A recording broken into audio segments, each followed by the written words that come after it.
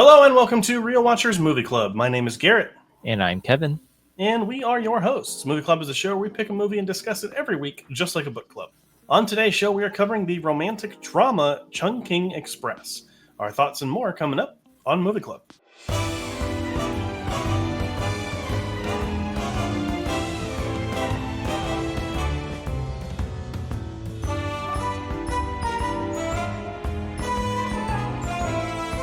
Released in 1994, Chungking Express was directed by Wong Kar-wai and stars Brigitte Lin, Takeshi Kaneshiro, and Tony Leung.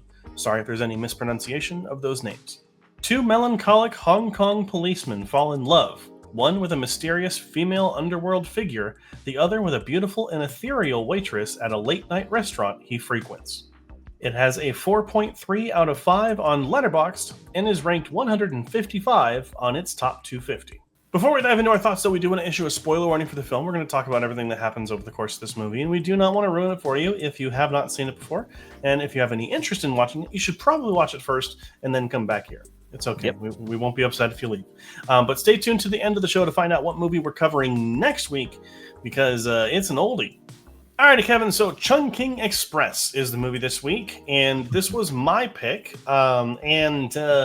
I'm trying to actually think of the reasoning why I picked this specific Wong Kar-wai film at first, and I don't think I have a specific reason for picking this film, but I think I do have a specific reason in choosing Wong Kar-wai, because he is such a frequent mention among filmmakers and actors and performers. They always bring up Wong Kar-wai. It's kind of like... I'm trying to think of the French director off the top of my head right now that's very similar, but I can't. The name is not coming to me. But it's a director in this film and another one, In the Mood for Love, which we will be covering in a couple of weeks, I believe. Yeah, are kind of very similar in tone and similar storylines, a little bit different for In the Mood for Love. But I was just excited to start talking about this director because I had never seen any of his work before, and I just had heard nothing but amazing things. So, have you heard about Wong Kar-wai before? Have you even heard of this movie? Nope. There we go. Existed and didn't know the director at all. Well, there we go. Now we got some honesty here. We're going in completely blind, which is nice. I'd rather go in completely blind if I can.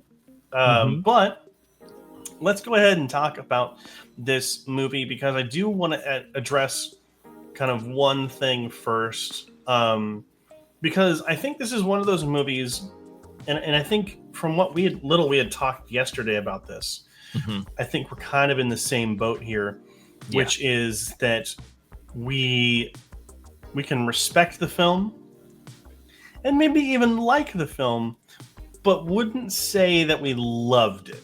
Yeah, I totally agree with you there. I mean, it was cool to see a director I've never seen before, and a kind of like a movie that is different in a way in how it was shot and produced and everything. But it's not one that I'll be going back to anytime soon very fast. Yeah, and I think it's one of those movies, and it's actually kind of funny that we're putting this... I didn't even realize the way this worked out. That this is a romance movie, and this episode's coming out on Valentine's Day. Oh. Which, that was unplanned, I swear. Yeah. No, like, it is very cool, like you said, to kind of go in blind to a new filmmaker who like you've heard about, or like you haven't heard anything about, but like I have. And a lot of people say that this is one of his best, which... I'm not going to say it lowers my hopes for the other ones. It doesn't. I think it's just something that this movie didn't necessarily vibe with me. Kind of have to take into the next movie that, okay, this is kind of his style, and then you prepare yourself that when we go to the next movie to see, okay, I kind of know this director now. Let's see if he can improve on what I didn't like before and what I see similarities between his films. Sure, yeah. And I think that what I have been the least kind of thrilled about with this movie, and it was more so an issue in the first part of the two stories, I just do not dig the slow motion Oh, or I the put that in my reduced frame review as rate. well.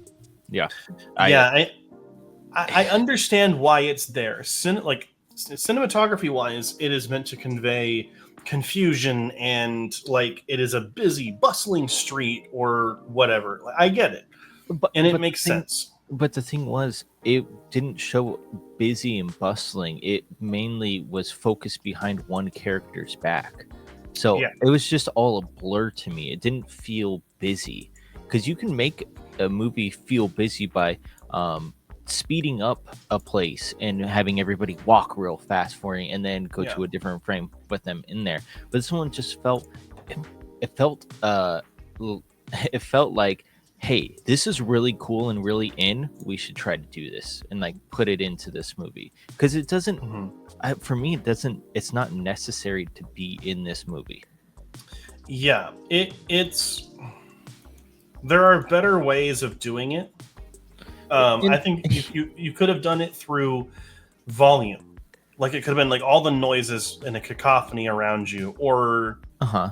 quicker cuts maybe. But I think Mhm. that the actual slowing down of the footage just didn't really do it for me, at least on this viewing. So and Well, that's very important to mention he too. does show um busy streets and everything like that when she's trying to look for the people that ran away with spoiler alert, I guess, but ran away with their drugs. Is she going to like every place, and it's always busy inside of there, and um like merchandise on the wall, and even her packing up the drugs and everything like that is busy. It's fast, and I got it from just that aspect of this movie. So to me, like what we're saying, it's not necessary, because I understood it when it wasn't that cinematography kind of style for me. So Yeah, and I think that it almost feels like, you know, maybe Wong Kar-wai or his cinematographer fell in love with that idea throughout the movie and just wanted to use it as much as hmm possible. hmm We'll have to see with his other films, but I think, and it's not. Luckily, it's not used as much in the second part, which I think yeah, is the better part of this better movie. part. I think hmm the first story with, and I'm gonna make sure I get the names here, with Cop 223 and the Yep. woman in the blonde wig is all we know her as. Um, that story just isn't as interesting, The, and the first thing is, he never wears his cop suit. yeah, he could be a detective or some sort of like Yeah, undercover or so something. calling him a cop, it was kind of, I was like, I never got to see him actually on duty in his uniform. So In uniform, sure, but we do see him arrest someone. yeah, but that's in that section of the movie where it's trying to be bustly, busy and fast, and it Sure, was sure. kind of got me out of it, or maybe not even realize. I knew what was happening, but it took me a little bit to realize what was happening. Sure, Mhm. sure. Yeah, but like, I think that first story. I do know that this film was shot sequentially, Oh, okay. so it like the it was shot in order of how it is presented in the movie, Okay. and so I was gonna say that first story feels tacked on, but it was that tacked on is now kind of like I don't see it that way. I see it as like a first draft. That was hmm like the rough go. Like this was a script that Wong Kar Wai was actually writing as he was filming it. He would literally write the scenes for the next day, the night before, or the morning of, and Mm. would just kind of go by the seat of his pants. This film was actually being made while he was editing another movie that was taking years to edit and to make, which was like more of an epic film. hmm hmm This one was made in between, so he didn't kind of lose touch of the kind of films that he really enjoyed making, which I respect. Any director who can just make a movie in the middle of making another one. Yeah. I mean, it reminds me of like Steven Spielberg making Jurassic Park and Schindler's List at the same time, which hmm is nuts. Um, but like this, and I get it, but I think that you do lose a little bit of at least the flow in the first story. The second story with it's Cop 663, Two. 663, and Yeah. Faye, the Okay. waitress. That story is much better. I And it really is. enjoy. Yeah, and talking about the first love story, I kind of break it up into two parts because it really feels like that. The first love story just ends so abruptly too, and it's like, oh, we're moving on from them, and I didn't enjoy that, unfortunately, because you never got the sense of what happened to them. It was just like, okay, and we're moving on. It was like as you were saying, he was writing the script while the movie was going, and he said, well, I didn't really like that one, so let's start a new one. And then it starts a whole new love story. Sure. Hmm. And I think that in that, I don't think we're given enough time with the characters of the first story to truly care about them. I Yeah. think we're given a lot more time with Tony Leung and Fei Wong in the second part, Yeah. and their relationship has a lot more time to bloom, and like we kind of see why. It's a romance story. The first one doesn't really feel like a romance story. It almost feels more like a hookup. Well, not And even that. It feels like the cop finds a girl and then just starts living with her half the time, and then that that's it. He's so desperately trying to find love that he finds that one person, and then that's the end of the story. And nothing happens with what she deals with on her job or anything like that. It's just it's just so abrupt, and I don't understand why. yeah, it's a little too quick, a little too abrupt is the best way I would say of putting that. Hmm. Um, but yeah, but then again, we get into the second story, and the second story is so much better. The line at the end when she comes back and he has the wet like boarding pass or Hmm. whatever, and he's like, "I'll go wherever you go," is like, Hmm. I'm paraphrasing that, but it is so. That's a great line. It is. It That's is. was fantastic. And I think that second part on the whole is shot better, but most importantly, I think it's written better, and I think Written better. that's what matters. And the characters, like you said, you get to grow with them a lot more than the first story, and Mhm. you get to know them a lot more. And it was a more enjoyable love story. And I liked how kind of the girl's kind of crazy, not A like little bit. fun crazy, I would say.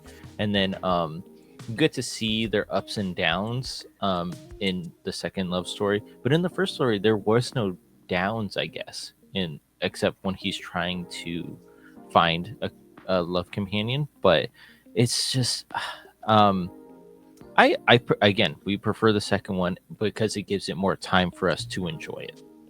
If the second one was more drawn out and more was put into it, and that was the entire film, I think I would love it. And I Yeah. think that is the issue. I think the first part weighs it down for me.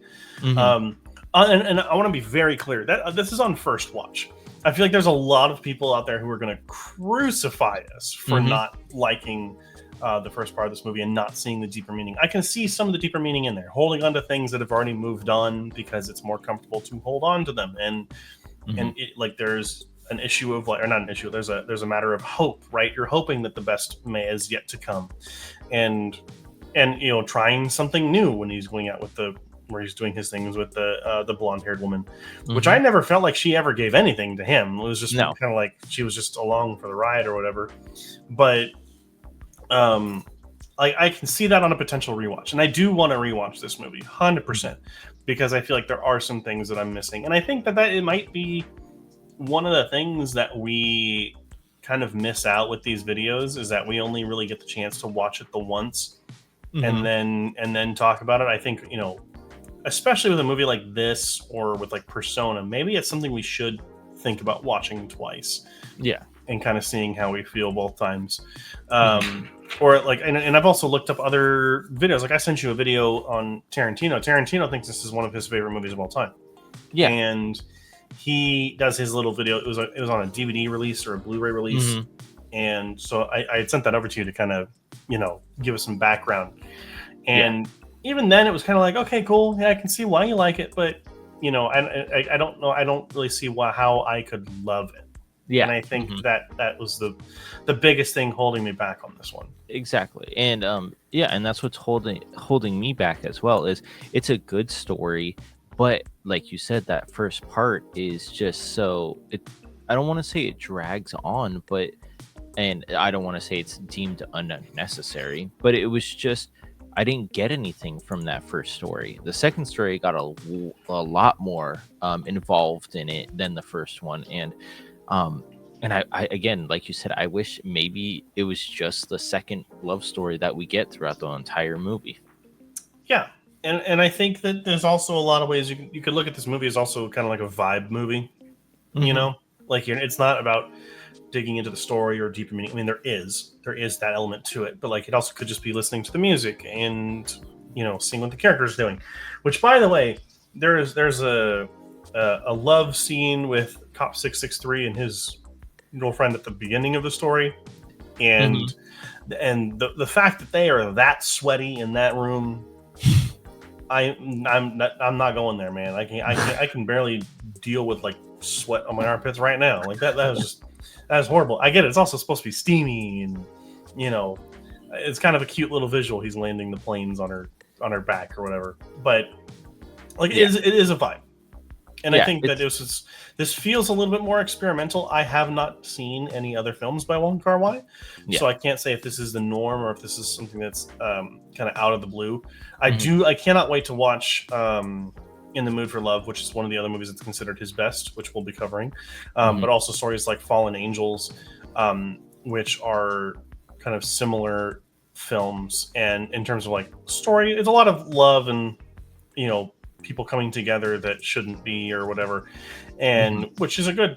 I mean, that's how you can get people on board. Those are easy stories to have people connect with. But I'm just wondering if stylistically this is going to be the norm. So stylistically, and see if he can improve on his love stories as well, because Hmm. again, you can see it in the second story, which he improves a lot in the second story, for and in my opinion, with the Hmm. love story. And I'm hoping that In the Mood for Love is just his I don't know, like love movie that he was like, this is what I wanted to create when I was making the Chung-Chi Express in some way. I'm really excited for that one because that one is also kind of similar. Like it's a love that can't be. That one Hmm. is about two neighbors who are married, but then they end up falling in love with each other, but like they can't Oh, because they're married. So it's kind of an interesting. That one I kind interesting. of am really excited to see too. And not Mhm. that I wasn't excited to see this one. I mean, No, no, it's no, kind of no. it's Like, always weird when we bring up like another movie in this, but but it's I this. think It's that the same director. That's why we're bringing it up yeah. in this But I episode. also think it's really interesting because this movie, like, sure, we may not be the most, bright and sunny on it, but it's Hmm. making us Hmm. excited for his next one. And, like, Yeah, that I think is really special, yeah, and regardless if we loved this one or not. yeah. If we just like this movie, but maybe we Mhm. can see the similarities in the Mood for Love and be like, wow, that was better than uh Chungking Express, but I understood why people like Chungchi Express more than in the Mood for Love.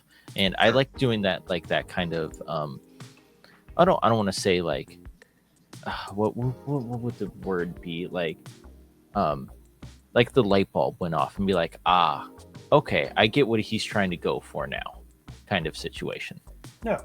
Okay, Kevin. So this was my pick this week. We'll kind of wrap it up here. I think personally, for me, I wasn't digging this movie at first, but I think that as it went on, we got especially into the second story dealing with Cop 663 and Faye. I thought that was really where the film came into its own for me. And I'm not going to say save the film because it was already a decent film. It just got a lot better. I do think that I like this movie on first viewing. I don't necessarily love it. I think it's going to require a rewatch pretty soon Hmm. here. Um, but I think that second story is just so much better than the first one. And because of that, I ended up giving the film a 75 out of 100, which is a Hmm. 3.5 stars out of 5.